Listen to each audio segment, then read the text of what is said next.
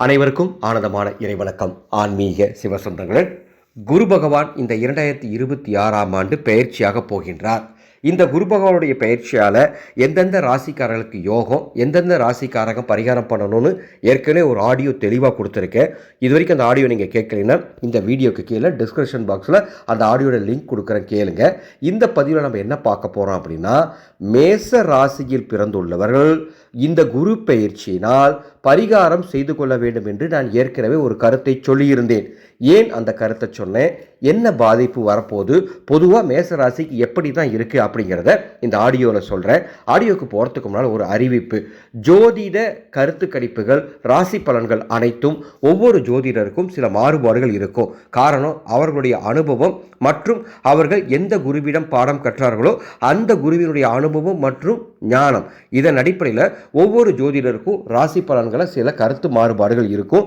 இந்த ஆடியோவில் நான் சொல்கிறது என்னுடைய அனுபவ ஜோதிட கணிப்பு.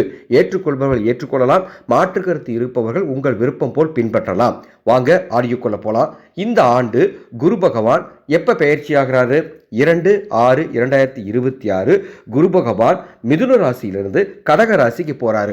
பொதுவாக பலருடைய கருத்து கணிப்பில் இந்த மேச ராசிக்கு ஜாக்பாட் அடிக்க போகுது, இந்த மேச ராசிக்கு யோகம் அடிக்க போகுது, எல்லாம் சாதகமாக தான் இருக்குது அப்படின்னு பெரும்பாலும் ஜோதிடர்கள் சொல்லியிருப்பாங்க. என்னுடைய பார்வையை நான் முன்வைக்கிறேன். இந்த மேச ராசிக்கு பொதுவாக இந்த குரு பயிற்சி எப்படி இருக்குது அப்படின்னா, பண வரவு அதிகரிக்கும். உங்களது பொருளாதார நிலையில் மிகப்பெரிய அளவுக்கு மாற்றங்கள் ஏற்படும். இப்போ நீங்கள் ஒரு தொழில் பண்ணிட்டு இருக்கீங்க, உங்களுக்கு ஒரு வருமானம் வந்துட்டு இருக்கு அப்படின்னா, அந்த தொழில் செய்து கொண்டே இருக்கும் பொழுது கூடுதலாக இன்னொரு வருமானம் வருவதற்குண்டான தொழில்களும் உங்களுக்கு அமைய போகுது. ஆக பொருளாதார ரீதியாக குரு பெயர்ச்சி உங்களுக்கு சாதகமாக தான் இருக்குது. மேசராசியில் பிறந்து வேலைக்கு போயிட்டு இருக்கவங்களுக்கு இடம் மாறுதல் ஏற்பட வாய்ப்பு இருக்குது. அதே மாதிரி பதவி உயர்வுகள் கிடைக்க வாய்ப்பு இருக்குது. குடும்ப உறவுகளுக்குள்ள எப்படி இருக்கும் அப்படின்னு சொன்னால், இந்த குரு பெயர்ச்சி மேசராசியில் இருக்கக்கூடியவங்களுக்கு குடும்ப உறவுகளில் மகிழ்ச்சியை ஏற்படுத்தும். அதுவும் சாதகமாக இருக்குது. தொழில் வேலை அனைத்தும் சாதகமாக இருக்குது. படிக்கும் மாணவர்களுக்கு இந்த குரு பெயர்ச்சி நல்ல ஒரு வாய்ப்புகளை தரப்போது. தேர்வுகளில் நல்ல வெற்றி பெறுவதற்குண்டான யோகம்லாம் இருக்குது. ஆசிரியர்களின் பரிபூர்ணமான ஆதரவுகள்லாம் கிடைக்கும். ஆனால் கவனம் சிதற வாய்ப்பு இருக்கு. இதுதான் முதல் விஷயம். மொத்தம் 4 பாதி இந்த குரு பயிற்சியால் மேசராசிக்கு வர்றதுக்கு வாய்ப்பு இருக்கு. அதுல முதல் விஷயம், படிக்கும் மாணவர்களுக்கு கவனங்கள் சிதறும். தேவையற்ற நட்புகள் வருவதற்கு கூட வாய்ப்பு இருக்கு. எனவேதான் மேசராசியில் பிறந்திருக்கக்கூடிய மாணவர்கள் இந்த குரு பயிற்சிக்கு சில பரிகாரங்களை பண்ணிக்கோங்க அப்படின்னு நாங்கள் சொல்கிறோம். அடுத்ததாக பெண்கள். இந்த மேசராசியில் பிறந்த பெண்களுக்கு பொதுவாக நல்லா இருக்குது அப்படின்னு பார்த்தாலும் ஆழமாக கணித்து பார்க்கும் பொழுது உடல் ரீதியாகவும் மன ரீதியாகவும் சில குழப்பங்கள் ஏற்பட வாய்ப்பு இருக்குது. எதிர்பாராத குடும்ப செலவுகள் அதிகரிக்கும். வரவு ஒரு பக்கம் அதிகமாக இருக்கும், அதே சமயம் திடீரென்று எதிர்பாராத செலவுகள். அந்த செலவுகள் நல்ல செலவாக இருந்தால் மகிழ்ச்சி தான். தேவையற்ற விரைய செலவாக இருக்கும் பொழுது நம்ம அதை கவனத்தில் கொண்டு முன்கூட்டியே எச்சரிக்கையாக இருந்தோம்னா தப்பிக்கலாம். அதனால தான் இந்த மேசராசிக்கு பரிகாரம் பண்ணிக்கோங்க அப்படின்னு சொல்லியிருக்கேன். அடுத்தது இன்னொரு விஷயம், பொதுவாக மேசராசிக்கு ஆரோக்கியத்தில் இந்த குரு பயிற்சி எந்த மாதிரி பங்களிப்பை தரப்போகுது அப்படின்னா, உடல் வலிகளையும் மருத்துவ செலவுகளையும் தருவதற்கு வாய்ப்பு இருக்கு. காரணம், உங்களுக்கு குரு பகவான் சாதகமாக இருந்தாலும் சனி பகவான் தற்பொழுது உங்களுக்கு சற்று சாதகமில்லாத சூழலில் இருக்கின்றார், விரயத்தில் இருக்கின்றார். எனவே இந்த குரு பயிற்சினால் உங்களுக்கு முழுமையான பலன்கள் கிடைக்க வேண்டும் என்று சொன்னால் நீங்கள் பரிகாரம் செய்து கொள்வது மிக மிக முக்கியம். 4வது முக்கியமான விஷயம், இந்த மேச ராசிக்காரங்க எந்த ஒரு முடிவுமே சீக்கிரம் எடுக்காம தாமதப்படுத்துவதால் சில அற்புதமான வாய்ப்புகள் கைவிட்டு போகக்கூட வாய்ப்பு இருக்கு. எனவேதான் பரிகாரம் செய்து கொள்ளுங்கள் என்று நாம் சொல்லுகின்றோம். இன்னும் ஆழமா நம்ம சொல்லணும் அப்படின்னா, மேசராசியில் அஸ்வினி நட்சத்திரத்தில் பிறந்திருக்கவங்க அவசரப்பட்டு எந்த முடிவுகளையும் இந்த காலகட்டத்தில் எடுக்காதீங்க.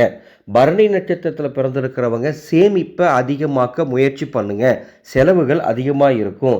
கிருத்திகை 1ஆம் பாதம் அதில் பிறந்திருக்கிறவங்களுக்கு கோபத்தால் சில சிக்கல்கள் வர வாய்ப்பு இருக்கு. அன்பு சொந்தங்களே, இந்த குரு பயிற்சி உங்களுக்கு சாதகமான பலனை கொடுத்தாலும் சில அசௌகரியங்களை தருவதற்கு வாய்ப்பு இருக்கு. எனவே தான் நான் உங்களுக்கு மிதமான பலன்கள் தரும் அப்படின்னு சொல்லியிருக்கேன். பரிகாரம் செஞ்சுக்கோங்கன்னு சொல்லியிருக்கேன். சரி, என்ன பரிகாரம் செய்யலாம்? வாய்ப்பு இருந்தால் செவ்வாய்க்கிழமையில் திருச்செந்தூர் முருகப்பெருமானை போய் தரிசனம் பாருங்க. அவ்வளோ அற்புதமான பலன்கள் கிடைக்கும். வாய்ப்பு கிடைக்கும் போதெல்லாம் வியாழக்கிழமையில் கொண்டை கடலை தானம் பண்ணுங்க, நல்லது நடக்கும். வியாழக்கிழமையில் மஞ்சள் நிற ஆடை அணிவது நல்லது. விஷ்ணு சகஸ்ரநாமம் வாய்ப்பு கிடைக்கும் போது படிங்க. உங்கள் வீட்டின் அருகில் இருக்கக்கூடிய நவகிரக ஆலயத்தில் குரு பகவானுக்கு தீபம் போடுங்க. இந்த மாதிரி பரிகாரங்கள் செய்வதன் மூலமாக மேசராசிக்கு வரக்கூடிய சில தொந்தரவுகளும் அதனால் ஏற்படக்கூடிய சில இழப்புகளையும் தவிர்க்கலாம். இந்த தருணத்தில் ஒரு தகவல், எங்களது ஆனந்தோலி அறக்கட்டளை ஒவ்வொரு குரு பயிற்சியின் போதும் சிறப்பாக குரு பரிகார மகா ஹோமம் நடத்துவது வழக்கம். அந்த வகையில் இந்த ஆண்டுக்கான குரு பயிற்சி முன்னிட்டு மேசம், ரிஷபம், மிதுனம், சிம்மம், துலாம், தனுசு, மகரம், கும்பம் ஆகிய ராசிக்காரர்களுக்காக பிரத்யேகமாக பரிகார மகா யாகம் நடத்தி பரிகார ரக்ஷை, சக்தி வாய்ந்த ரக்ஷையாக தரப்போகின்றோம். இந்த ரக்ஷை ஒரு ஆண்டுக்கு குரு பகவானின் அருளை உங்களுக்கு பெற்றுத்தரும். குரு பகவானால் ஏற்படக்கூடிய யோகங்கள் முழுமையாக ஏற்படும். குரு பகவானால் வரக்கூடிய சில இடர்பாடுகள் நீங்கி குரு பகவானின் அருளை பெற்றுத்தரக்கூடிய ரக்ஷை. இந்த ரக்ஷையை கழுத்தில் கட்டிக்கலாம், இடுப்பில் கட்டிக்கலாம், கையில் கட்டிக்கலாம், அல்லது பேக்கில் வச்சுக்கலாம், சூட்கேஸில் வச்சுக்கலாம், வண்டி வாகனத்தில் வச்சுக்கலாம், அல்லது பூஜை அறையில் வைத்து வணங்கினால் கூட போதுமானது.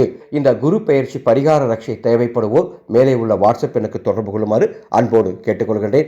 இந்த சேனலை இதுவரைக்கும் நீங்கள் சப்ஸ்கிரைப் பண்ணிக்கோங்க. அடுத்தடுத்து பரிகாரம் செய்து கொள்ள வேண்டிய ராசிகளுக்கு தனித்தனி ஆடியோ பதிவு தரலான் இருக்கேன். என்ன பாதிப்பு வரும் அப்படிங்கிறத தனித்தனியாக கொடுக்க போகிறேன். தொடர்ந்து நமது ஆனந்தொலி ஃபவுண்டேஷன் யூடியூப் சேனலோடு ஆன்மீக பயணத்தில் இருக்குமாறு அன்போடு கேட்டுக்கொள்கின்றேன். மீண்டும் அடுத்த ஒரு பதிவில் சந்திக்கின்றேன். ஆனந்தம் மலரட்டும், ஆனந்த ஒளி பரவட்டும்.